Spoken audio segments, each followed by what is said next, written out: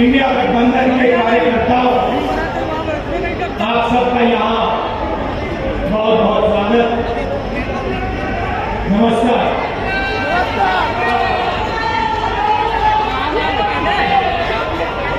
आजकल आईपीएल के मैच चल रहे हैं, देखते हो आप लोग?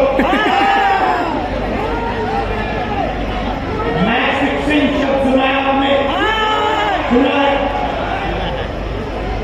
जब बेईमानी से एम्पायर पर दबाव डालकर प्लेयर को खरीदकर कैप्टन को डराकर मैच जीता जाता है। क्रिकेट में उसको मैच फिक्सिंग कहा जाता है। हमारे सामने लोकसभा का चुनाव है, अंपायर किसने चुने? नरेंद्र मोदी ने। हमारी टीम में से मैच शुरू होने से पहले 2 खिलाड़ियों को अरेस्ट करके अंदर कर दिया। तो भाइयों बहनों, ये जो चुनाव हो रहा है, नरेंद्र मोदी जी इस चुनाव में मैच फिक्सिंग करने की कोशिश कर रहे हैं। ये जो उनका 400 सीट का नारा है, ये बिना ईवीएम के, बिना मैच फिक्सिंग के, बिना सोशल मीडिया और प्रेस पर दबाव डालकर खरीदकर ये 180 पार नहीं होने जा रहा है। सब आप देखिए, कांग्रेस पार्टी विपक्ष की सबसे बड़ी पार्टी है। हमारे सारे के सारे बैंक अकाउंट बंद कर दिए गए हैं। के बीच में देश की सबसे बड़ी ऑपोजिशन की पार्टी के सारे अकाउंट बंद कर दिए। हमें कैंपेन चलाना है, हमें लोगों को प्रदेशों में भेजना है, पोस्टर लगाने हैं। सारा का सारा जो हमारे रिसोर्सेज हैं, बैंक अकाउंट बंद कर दिए गए। तो ये कैसा चुनाव हो रहा है? नेताओं को धमकाया जा रहा है, पैसे देकर सरकार को गिराया जाता है, नेताओं को जेल में डाला जाता है। केजरीवाल जी को, सोरेन जी को, ये पूरी की पूरी मैच फिक्सिंग करने की कोशिश की जा रही है। और ये मैच फिक्सिंग सिर्फ नरेंद्र मोदी नहीं कर रहे हैं, ये मैच फिक्सिंग नरेंद्र मोदी और हिंदुस्तान के 3-4 सबसे बड़े अरबपति मिलकर कर रहे हैं। ये सच्चाई है। और ये मैच फिक्सिंग क्यों हो रही है? भाइयों बहनों, इसका सिर्फ एक लक्ष्य है कि हिंदुस्तान का संविधान, जिसने इस देश के गरीब लोगों को भविष्य दिया, सपने देखने का हक दिया, उस संविधान को हिंदुस्तान के गरीब जनता से के हाथ से छीनने के लिए ये मैच फिक्सिंग की जा रही है। और मैं आपको बताना चाहता हूं कि जिस दिन ये संविधान भाई धक्का मत दो, खत्म हो गया, उस दिन ये हिंदुस्तान नहीं बचेगा।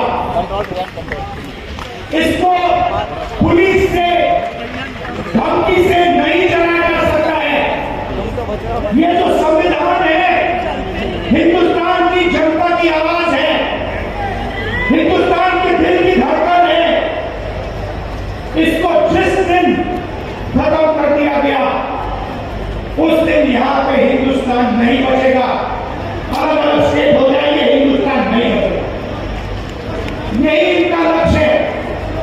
ये सोचते हैं कि संविधान के बिना धमकाकर, डराकर police, CBI, ED, income tax department के साथ देश चलाया जा सकता है। ये सोचते हैं मीडिया के बिना देश चलाया जा सकता है। आप मीडिया को खरीद सकते हो, आप मीडिया को दबा सकते हो, आप मीडिया के रिपोर्टर्स का मुंह बंद कर सकते हो, मगर आप हिंदुस्तान की आवाज को नहीं दबा सकते हो। हम संविधान को बदल देंगे, संविधान को रद्द कर देंगे। नहीं करने तो यार ताली ये ऐसे ही नहीं बोला गया। ये टेस्ट करने के लिए, आइडिया टेस्ट करने के लिए बीजेपी के एमपी ने बोला है। ये लड़ाई संविधान को बचाने की लड़ाई है। जैसे अखिलेश जी ने कहा संविधान चला जाएगा, गरीबों के हक चले जाएंगे, आरक्षण चला जाएगा, और जो आपका धन है, सुनने दो ना यार, गरीबों का धन है, किसानों का धन है, मजदूरों का धन है, वो 5-6 लोगों के हाथ में चला जाएगा। नोटबंदी की, जीएसटी लागू किया। मुझे बताइए जीएसटी से, नोटबंदी से किस गरीब व्यक्ति को फायदा हुआ? किस छोटे दुकानदार को फायदा हुआ? नहीं किस हुआ। किसान को फायदा हुआ? किस बेरोजगार युवा को फायदा हुआ? नहीं किसी हुआ। को नहीं। 40 साल से सबसे ज्यादा बेरोजगारी हिंदुस्तान में आज 1% लोगों के पास हिंदुस्तान का पूरा घर, 22 लोग हैं। जितना धन उनके हाथ में है, उतना ही धन 70 करोड़ लोगों के हाथ में है। ये संविधान को क्यों मिटाना चाहते हैं? क्योंकि आपका धन जो है आपसे छीनना चाहते हैं। मैंने जाति जनगणना की बात की, किसानों के एमएसपी की बात की, युवाओं को रोजगार देने की बात की। यही देश के सामने सबसे बड़े मुद्दे हैं। मगर एक बात ध्यान रखिए, अगर आप लोगों ने पूरे दम से वोट नहीं दिया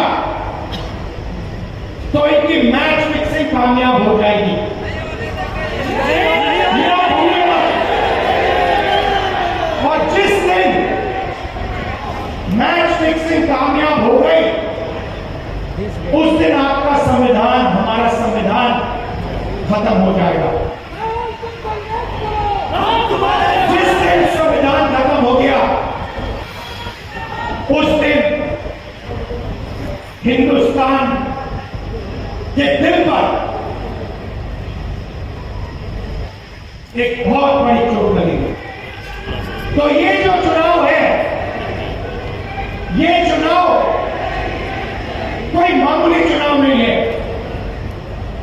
ये चुनाव हिंदुस्तान को बचाने का, संविधान को बचाने का, और जो गरीबों का हक है, किसानों का हक है, पिछड़े वर्गों का, दलितों का, आदिवासियों का, गरीब जनरल कास्ट के लोगों का हक है, उसको बचाने का हक, उसको बचाने का चुनाव। सही बात है, सही बात है, सही बात है। ये बात आप याद रखिए, क्योंकि अगर ये चुनाव जहां मैच फिक्सिंग की जा रही है, वो पूरे देश को दिख रहा है। बीजेपी के लोग कह रहे हैं। कल मैं से व्यक्ति मिलने आया, मुझे कहता है मैं ट्रेन से आया, मेरे साथ बीजेपी के कार्यकर्ता बैठे थे, उन्होंने कहा कि कुछ ना कुछ गड़बड़ है। ये सच्चाई थाला में दाल है। इलेक्शन कमीशन के लोगों को नरेंद्र मोदी जी ने बैठाया, दो नेताओं को, दो चीफ मिनिस्टरों को जेल में डाला। चुनाव से कुछ ही महीने पहले अगर डालना था तो 6 महीने बाद डाल देते, 6 महीने पहले डाल देते। नहीं, चुनाव से 2-3 महीने पहले दो चीफ मिनिस्टर को डालना था। आपने हमारे बैंक अकाउंट बंद किए, बैंक अकाउंट बंद करने में 6 महीने पहले करते, 1 साल पहले करते, 6 महीने बाद करते, कोई फर्क नहीं पड़ता। आप चाहते हो कि विपक्ष चुनाव ना लड़ पाए और इसीलिए आपने कांग्रेस पार्टी के बैंक अकाउंट रद्द किए, आपने इलेक्शन कमीशन में अपने लोग बैठाए, आप जुडिशरी पे दबाव डाल रहे हो क्योंकि आप चाहते हो कि मैच फिक्स हो, विधान रद्द किया जाए और आप सत्ता में रहो। मगर भाइयों बहनों, मैं सब बोलता हूं और मेरी बात आप अच्छी तरह सुन लो। अगर हिंदुस्तान में मैच फिक्सिंग का चुनाव बीजेपी जीते और उसके बाद संविधान को उन्होंने बदला, तो इस पूरे देश में आग लगने जा रही है। जो मैंने कहा, याद रखो, ये देश नहीं बदलेगा। ये चुनाव वोट वाला चुनाव नहीं है। ये चुनाव हिंदुस्तान को बचाने वाला चुनाव है, संविधान की रक्षा वाला चुनाव है। धन्यवाद। जय हिंद।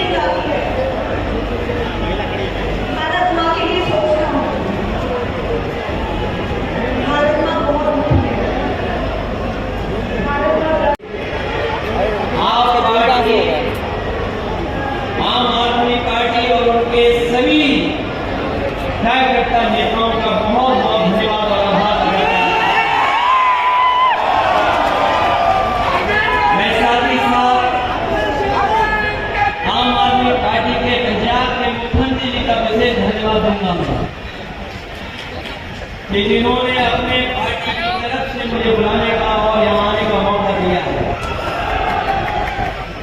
ये रामलीला मैदान ऐतिहासिक मैदान है और आज हम लोग इकट्ठे यहाँ हुए हैं, जब हम आज सब मिलकर के एक साथ खड़े हुए हैं, तो इस मैदान से ये ऐलान होने जा रहा है कि हुक्मरान जो दिल्ली में बैठे हैं वो ज्यादा दिन रुकने वाले नहीं हैं। आज हम लोग दिल्ली में आए हैं, सुना है लोग दिल्ली वाले आज दिल्ली से बाहर गए हैं। ये समझना हम सब लोग आने वाले हैं और दिल्ली से जो बाहर कर जा रहे हैं आज, वो हमेशा हमेशा के लिए बाहर जा रहे हैं। ये लोग जो नारा देते हैं 400 पार, ये लोग जो नारा दे रहे हैं 400 पार, अगर आपके 400 पार हो रहे थे तो आम आदमी पार्टी के नेता से आपको घबराहट किस बात की है? किस बात की घबराहट है? आपने अरविंद केजरीवाल मुख्यमंत्री को जेल भेज दिया, मुख्यमंत्री हेमंत सोरेन को जेल भेज दिया, और मैं तो उत्तर प्रदेश से आता हूं, जिस उत्तर प्रदेश के लोगों ने भारतीय जनता पार्टी को मौका दिया, उनका स्वागत किया। लेकिन याद रखें, उत्तर प्रदेश के लोग अगर स्वागत करते हैं तो समय आने पर धूमधाम से विदाई नहीं करते हैं। और जो आपने चुने हुए मुख्यमंत्रियों को जेल भेजा है, न केवल भारत के लोग बल्कि दुनिया के लोग भारतीय जनता पार्टी का फूट कर रहे हैं। आपने चुने हुए लोगों को, मुख्यमंत्रियों को जेल भेज दिया। जिस लोकतंत्र में और जिस लोकतंत्र के लिए दुनिया में भारत का सम्मान होता है, आज वही दुनिया में भारत की अगर सबसे ज्यादा थू किसी ने कराई है तो वो भारतीय जनता पार्टी के लोग हैं। भारतीय जनता पार्टी कहती है कि वो दुनिया में सबसे बड़ी पार्टी है, लेकिन इनके 10 साल का कार्यकाल आप देखोगे तो ये ब्रह्मांड की सबसे झूठी पार्टी है। केवल दुनिया की नहीं, ब्रह्मांड की सबसे झूठी पार्टी है। और जो लोग ईडी, सीबीआई, इनकम टैक्स को आगे कर रहे हो, उन्हें सत्ता में रहने के लिए, सत्ता को बचाने के लिए अगर इन संस्थाओं को आगे कर रहे हैं तो ये 400 पार नहीं, 400 हार में जा रहे हैं। और जो देश के हालात हैं, किसी कोने से देख लीजिए आप, जो देश के हालात हैं वो भारतीय जनता पार्टी के खिलाफ नहीं है। अगर भारतीय जनता पार्टी हमारे गठबंधन के नेताओं के बारे में जो बातें करती है, आपको देश क्या है, ईडी, सीबीआई से गिरा करके लोग सबसे ज्यादा चंदा वसूलने का काम कर भारतीय जनता पार्टी के लोगों ने ये जो वसूला गया चंदा, इसको दबाने के लिए जो विपक्षी नेता उनके झूठे मुकदमे लगाए जा रहे हैं। इस बार चुनाव आने जा रहा है,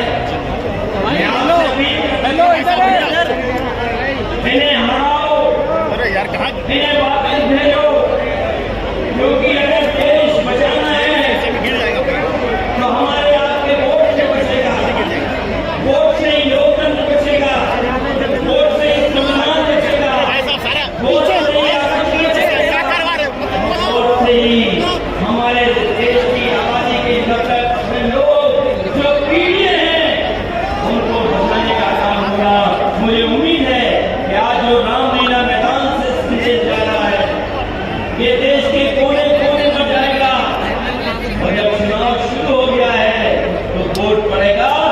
न केवल दिल्ली से भारतीय जनता पार्टी साफ होगी बल्कि देश से भी भारतीय जनता पार्टी साफ होने जा रही है।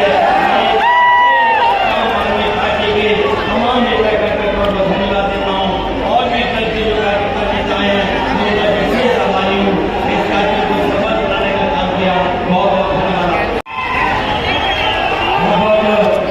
धन्यवाद, बहुत बहुत शुक्रिया। सबसे पहले इंडिया गठबंधन के सभी नेताओं का सीनियर नेता को मैं बहुत तहे से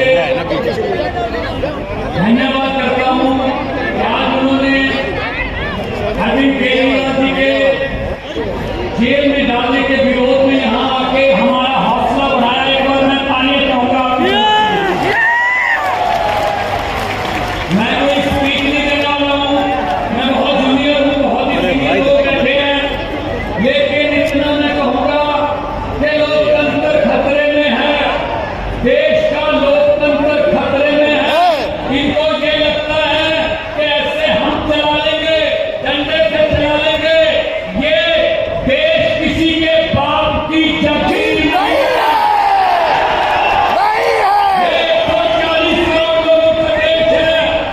ये आजादी हमें शहीद आजम भगत सिंह, राजगुरु सुखदेव, चंद्रशेखर आजाद, हीरा करतार सिंह सराबा, चंद्रशेखर आजाद जैसे हजारों लोगों ने अपनी जवानी में गले में फांसी के रस्से लटका के ये आजादी हमें दी है। ये इनके किसी बाप दादे की जमीन नहीं है। क्या समझते हैं? इसको भी अंदर कर दो, इसको भी अंदर कर दो। जो अस्पताल बनाता उसको अंदर कर दो, जो स्कूल बनाता उसको अंदर कर दो। कांग्रेस पार्टी के खाते फ्रीज कर दो, किसी के नेता फ्रीज कर दो। ऐसे जीत लोगे? हम वो पत्ते नहीं हैं जो छाछ से टूट कर गिर जाएंगे। आंधियों को कह दो अपनी औकात में रहे। समझते हैं? अगर केजरीवाल को अंदर कर दो, हेमंत सोरेन को अंदर कर दो, इसके गारंटी पे इसके एमपीशिप को कैंसिल कर दो, इसका भाग छीन लो। अरे मालिक तुम हो, इन घरों के मालिक तुम हो। इन घरों की मालिक 140 करोड़ जनता है। कोई पता नहीं किस घर में लोगों ने किसको पहुंचाना है। ये गलत फहमी में है। हुकूमत वो करते हैं जिनका दिलों पर राज होता है। यूं कहने पर तो मुर्गे के सर पे भी ताज होता है। आज सुनीता जी, आज कल्पना जी बैठे हैं, सोनिया जी बैठे हैं। मैं नमस्कार करता हूँ, नमन करता हूँ कि इन्होंने इतने दुख झेले, इन्होंने क्या क्या नहीं देखा अपनी जिंदगी में, आंधियां तूफान झेले, लेकिन फिर भी इतने हौसले वाले बैठे और आपके साथ है। आपका प्यार जो है सबसे बड़ी ऑक्सीजन मांगते हैं। ये तालियां किसी को ऐसे नहीं मिलती, किसी को दिहाड़ी दे के मोदी करवाना है। जब कोई दिल से बोलता है ना, वो बात असर रखती है। जब दिल से बोलता है, ये देश के टुकड़े टुकड़े करना चाहते हैं जैसे राहुल जी कर रहे हैं। ये देश को नफरत की आंधी में लेके गए हुए हैं। ये सीए लेके आए। मैं पार्लियामेंट में था, मैं एमपी था। मैंने कहा उनसे बोलने का मौका दीजिए, कहते नहीं। मैंने कहा 30 सेकंड, कहते नहीं। मैंने कहा 30 सेकंड, कहते 30 सेकंड में क्या बोलोगे? नहीं, मैंने कहा 20 सेकंड, कहते 20। मैंने कहा स्पीकर साहब कहने लगे आपका समय शुरू होता है। तो मैंने 20 सेकंड में बोला, मैंने कहा लंबे सफर को मीलों में मत बांटिए, कौम को कबीलों में मत बांटिए। एक बहता दरिया है मेरा भारत देश, इसको नदियों और झीलों में मत बांटिए। अरविंद केजरीवाल को तो गिरफ्तार कर लोगे, लेकिन उसकी सोच को कैसे गिरफ्तार करोगे? जो लाखों अरविंद केजरीवाल देश में पैदा हो चुके हैं, उनको किस जेल में कैद करोगे? अरविंद केजरीवाल एक व्यक्ति नहीं है, अरविंद केजरीवाल एक सोच का नाम है। इंडिया का जो इकट्ठे हैं, सब इकट्ठे हैं। आज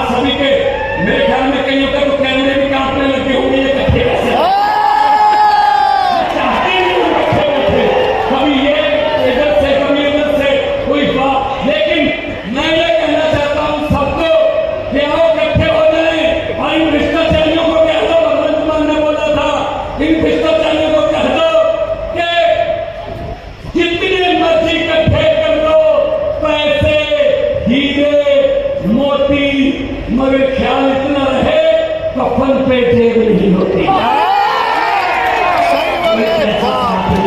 लूट लो देश को, कितना लूट लो, गरीबों की बददुआएं ना लो, गरीबों की बददुआएं ना लो।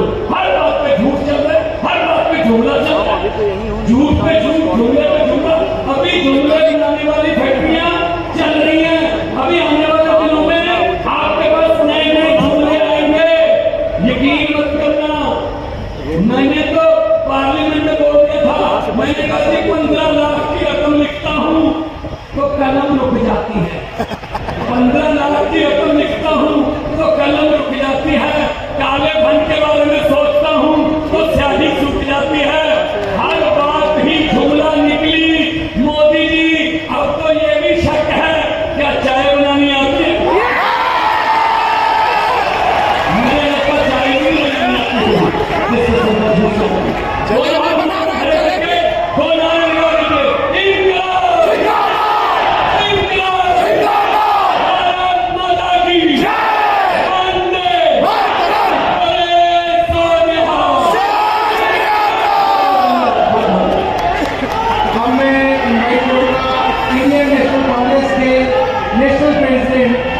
श्री मल्लिकार्जुन खड़गे जी को कि वो अपनी बात आप लोगों के बीच में रखें।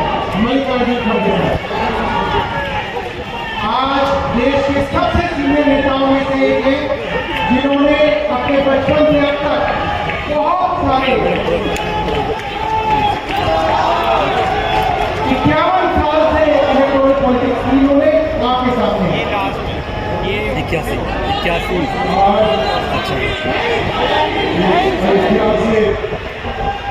रामलीला मैदान पर हो रही लोकतंत्र बचाओ रैली में हमारे आप सभी साथियों का मैं दिल से स्वागत करता हूँ।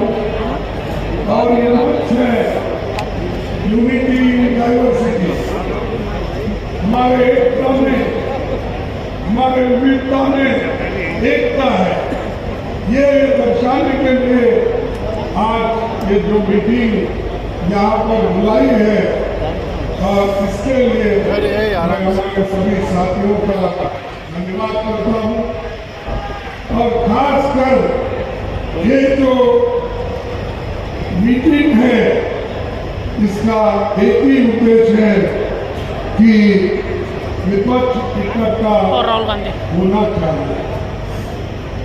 इसीलिए इस सभा में उपस्थित हमारे नेता श्रीमती सोनिया गांधी जी, श्री राहुल गांधी जी, शरद पवार जी, भगवंत मान जी, चंपा सोरेन जी, अखिलेश यादव जी, तेजस्वी यादव जी, सीताराम येचुरी जी, अब्दुल्ला जी, डॉक्टर राजा जी, उपलकर भट्टाचार्य जी, महबूबा मुफ्ती जी, एरिक ओबरा जी, कल्पना सोरेन जी, तिरुचि शिवा जी, सुनीता केजरीवाल जी,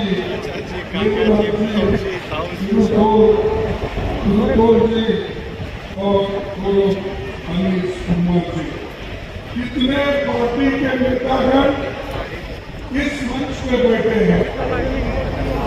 और ये किस लिए बैठे? इस देश को बचाने के लिए, इस देश में एकता रखने के लिए, इस देश के डेमोक्रेसी को बचाने के लिए और इस देश के संविधान को बचाने के लिए ये लोग सारे इकट्ठे होते हैं। मोदी तो डेमोक्रेसी नहीं चाहते, वो हमेशा तानाशाही के विचारधारा वाले हैं। मुझे परसों मिले थे, कल मिले थे राष्ट्रपति भवन पे, वहां पर शाह थे, नड्डा थे और मोदी जी भी थे और दूसरे नेता थे। तो मुझे नड्डा जी ने पूछा कि आपका चुनाव प्रचार कब से हो रहा है और आपका लिस्ट कब फाइनल हो रहा है। तो मैंने यही कहा हमारा लिस्ट तो फाइनल हो रहा है, लेकिन हम जो चुनाव करना चाहते हैं वो निष्पक्ष चुनाव नहीं हो रहा। और मेरे खाते में, मेरे पार्टी के खाते में जो पैसे थे वो पहले ही चोरी हो गए। और खास करके मुझ पे जो पेनल्टी लगाई है वो 3,567 करोड़ का, 3,567 करोड़ की पेनल्टी मुझ पे लगाई है। 14 लाख का हिसाब हमने नहीं दिया, इसीलिए उन्होंने 135 करोड़ का जुर्म। ऐसा इंटरेस्ट करके आज 3,665 रुपए कर दिया, ताकि जैसा राहुल जी ने कहा हम प्रचार न कर सके, कहीं भी जा नहीं सके, कहीं जाना नहीं, किसी को मिलना नहीं, हमारे कार्यकर्ताओं को कोने कोने में भेजना नहीं। ये तरीका मोदी जी ने अपनाया और डेमोक्रेसी को एक एक करके हमारे संस्थाओं को वो खराब कर रहे हैं, उसका ऐसा गैर इस्तेमाल कर रहे हैं, चाहे वो ईडी हो, चाहे वो सीबीआई हो, चाहे वो सीवीसी हो, चाहे वो सीबीआई हो। इन संस्थाओं का दुरुपयोग करके एक एक नेता को डरा रहे, यहां तक कि पार्टी के लोगों को भी डरा रहे और ये कह रहे हैं अगर आप कांग्रेस के साथ वो गठबंधन में जाएंगे तो आपको क्या जेल चाहिए, क्या आपको गठबंधन चाहिए। ये मैं तारीख के साथ कह रहा हूं, किन किन नेताओं को उन्होंने बनाया। ऐसा ही बहुत से एमपी खरीदा, एमएलए खरीदा और उन्होंने सरकारें बनाई। ये है मोदी की नीति। और इस मोदी को जब तक आप नहीं हटाएंगे, मोदी के विचारधारा को जब तक आप नहीं हटाएंगे, इस देश में सुख और समृद्धि कभी नहीं आएगी। इसीलिए हमको लगता है डेमोक्रेसी बचाने के लिए, लोकतंत्र की रक्षा करने के लिए और संविधान को बचाने के लिए, संविधान है तो आपको रिजर्वेशन है, संविधान है तो आपको मूलभूत जो अधिकार है, फंडामेंटल राइट, वो मिलेंगे। और संविधान नहीं है ये कुछ नहीं है।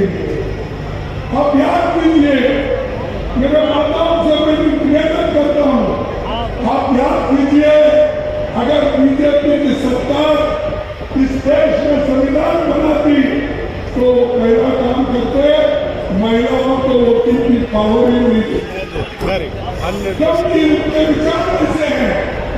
लेकिन भारत एक ऐसा देश है, पंडित जवाहरलाल नेहरू जी और डॉक्टर बाबा साहब अम्बेडकर ने मिलकर अडल्ट फ्रेंचाइज लाकर हर एक आदमी को वोटिंग का हक दिया, चाहे वो स्त्री हो, चाहे वो पुरुष हो, चाहे वो नौकर हो, चाहे वो मालिक हो, चाहे किसान का बड़ा से बड़ा धनी हो, सबको अधिकार मिला।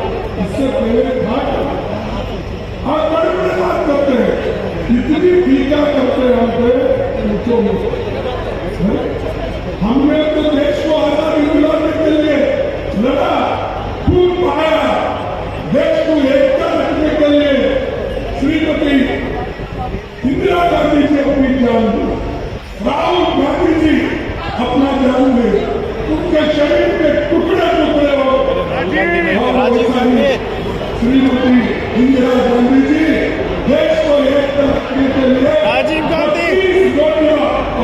पार्टी दिया। कौन मीम्स वीडियो बन जाएगा देखना मीम्स यही बीजेपी राहुल गांधी की जगह में राजीव गांधी चले राहुल गांधी बोल रहे हैं। हाँ वही हुआ जब तक के नाम पे थे तब क्या करते थे? ये सरकारी नौकरी में जाने के लिए लोगों को कहते थे, ये कहते थे कि इंडिया आंदोलन में भाग मत लो, गांधी जी की आइडिया अच्छी नहीं है, ये कहते थे। ये नौकरियों के रहते थे, ये व्यापार होने थे जान बचा रहा था। और देश के लिए करने लगे। मैं इसलिए कई बार बोलता हूँ, इनके करता एक स्वान भी भोगता नहीं था ऐसी बात, लेकिन हमारे लोग सुनते थे, हमारे लोग लड़े। तो इसीलिए कांग्रेस पार्टी संविधान बचाने के तरफ हमारा ध्यान, और इसीलिए हमको ये जरूर होगा कि हम सबका विकास चाहते हैं, चंद अमीर मित्रों का विकास मोदी चाहते हैं। आप डेमोक्रेसी चाहते हैं या तानाशाही को तय करना? आप डेमोक्रेसी चाहते हैं ना? लोकतंत्र चाहते हैं या नहीं? जो लोकतंत्र चाहते हैं वो हाथ उठाइए। भारत माता की। और जो तानाशाही का समर्थन करते हैं उनको इस देश से को छूटना पड़ेगा। ये लोग आज ये तो देखिए, ये बीजेपी खास करके ये एक पॉइजन के जैसा है, आरएसएस से पॉइजन के जैसा है। अगर आप चाहते हैं चलो भाई इसको भी हम देख लेंगे थोड़ा चाट के, तो चाट के अगर विष को देखेंगे तो भी बढ़ेंगे, विष पीएंगे तो भी बढ़ेंगे। तो पैसा चाट के एक बार देखने के लिए मत जाओ, और एक बार देते हैं तो मोदी देश को खराब करता है। युवाओं को कोई नौकरी नहीं है, महंगाई बढ़ रही है, इसीलिए आपके सामने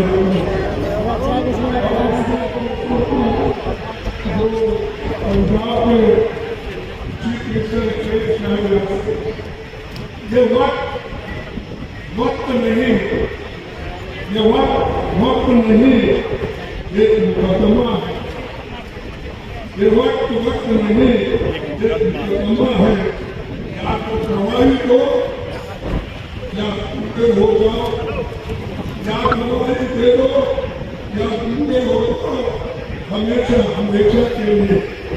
ये उनका कहना है, या हमारे पास आओ गवाही दो या उनको टुकड़े हो। इसीलिए आज केजरीवाल जी को, आज हेमंत सोरेन जी को क्या अपार में भी कर सकते थे, उनको बुला के पूछताछ करने के बाद भाग नहीं सकते थे। इलेक्शन में नोटिफिकेशन हो रहा है, आप उनके ऊपर केस करके अंदर जाते और हेमंत को भी उसी वक्त उसके ऊपर उनका यही कसूर था कि वो गठबंधन के साथ चलना चाहते थे। उनको बुलाया गया, पूछा गया, तब उन्होंने कहा मैं कांग्रेस के साथ रहूंगा, गठबंधन के साथ। पढ़ने के लिए कहा है। इससे पहले कि मैं ये शुरू करूं, मैं एक छोटी सी बात आपके सामने रखना चाहती हूँ। देखिए, ये दिल्ली वाले जानते हैं कि ये दिल्ली का सुप्रसिद्ध रामलीला मैदान है। यहाँ बचपन से मैं आ रही हूँ। हर साल दशहरे के दिन यहाँ इसी मैदान में रावण के पुतले का दहन होता है। मैं छोटी थी तो अपनी दादी जी के साथ आती थी, उनके पैरों के पास जमीन पर बैठ कर देखती थी। उन्होंने हमारे देश की प्राचीन हजारों वर्ष प्राचीन गाथा जो रामायण है, भगवान राम जी की जीवन गाथा मुझे सुनाई। आज जो सत्ता में है वे अपने आप को राम भक्त कहलाते हैं। इसीलिए यहाँ बैठे हुए मेरे मन में ये बात आई कि उनको इस संदर्भ में कुछ कहना चाहिए। मुझे लगता है कि वे कर्मकांड में उलझ गए हैं। मुझे लगता है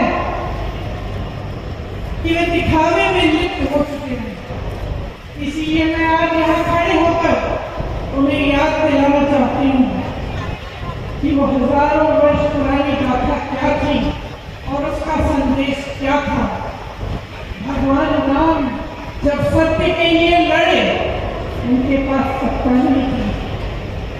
भगवान राम जब सत्य के लिए लड़े उनके पास संसाधन नहीं थे, उनके पास तो रथ भी नहीं था।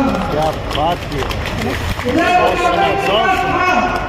संसाधन रावण के पास थे, सेना रावण के पास थी, सोना रावण के पास थी, वो तो सोने की लंका में रहता था।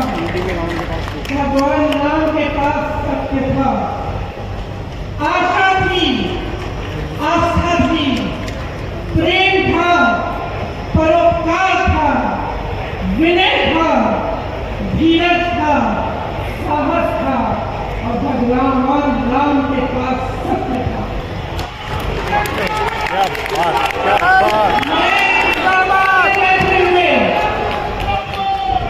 सरकार के जितने भी सदस्य हैं अपने प्रधानमंत्री नरेंद्र मोदी जी को याद दिलाना चाहती हूँ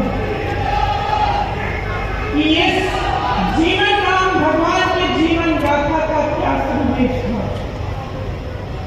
सत्ता सदैव नहीं रहती, सदैव नहीं रहती सत्ता।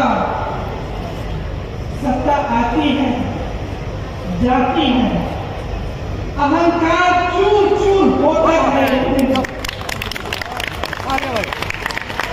यही भगवान राम का उनके जीवन का। और आज यहाँ रामलीला मैदान पर खड़े हुए इंडिया पर गठबंधन की 5 मांगों को पढ़ने के पहले मुझे ये उचित लगा कि मैं एक संदेश के बाद फिर दूंगा। जिंदाबाद जिंदाबाद जिंदाबाद जिंदाबाद भारत के चुनाव जिंदाबाद जिंदाबाद लोकसभा चुनाव में दूसरी बार चुनाव में हेराफेरी करने के उद्देश्य से विपक्षी राजनीतिक दलों के खिलाफ इनकम टैक्स, ईडी और सीबीआई द्वारा की जाने वाली बलपूर्वक कार्रवाई को रोकना चाहिए। तीसरी मांग श्री हेमंत सोरेन एवं श्री अरविंद केजरीवाल जी की तत्काल रिहाई की जाए। चौथी मांग चुनाव के दौरान विपक्ष के राजनीतिक दलों का आर्थिक रूप से गला घोंटने की जबरन कार्रवाई तुरंत बंद होनी चाहिए। पांचवी मांग चुनावी बॉन्ड का उपयोग करके बीजेपी द्वारा बदलने की भावना, जबरन वसूली और धन शोधन के आरोपों की जांच के लिए सुप्रीम कोर्ट की निगरानी में एक एसआईटी गठित हो जानी चाहिए।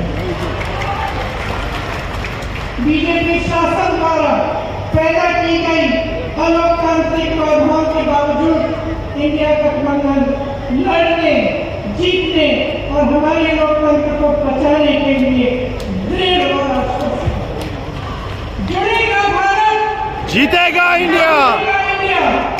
एक बार